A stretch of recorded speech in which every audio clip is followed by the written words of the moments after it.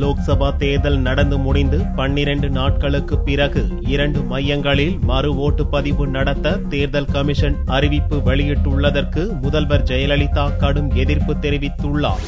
சேலம் மற்றும் நாமக்கல் லோக்சபா தொகுதிக்குட்பட்ட 213 மற்றும் 37ஆம் எண் ஓட்டுச்சாவடிகளில் மறு ஓட்டுப்பதிவு நடத்த செவ்வாயன்று தேர்தல் கமிஷன் அறிவிப்பு வெளியிட்டது. இதன்படி வியாழக்கிழமையன்று இந்த இரு ஓட்டுச்சாவடிகளிலும் மறு தேர்தல் நடக்க உள்ளது. இந்நிலையில் அதிமுக பொதுச் செயலாளரும் முதல்வருமான ஜெயலலிதா புதனன்று ஒரு அறிக்கை வெளியிட்டார். தமிழகத்தில் உள்ள 39 லோக்சபா தொகுதிகளில் கடந்த 24ஆம் தேதி தேர்தல் நடந்து முடிந்து மின்னணு ஓட்டுப்பதிவு இயந்திரங்கள் தேர்தல் கமிஷனின் வழிகாட்டுதலின்படி பாதுகாப்பாக வைக்கப்பட்டுள்ளன.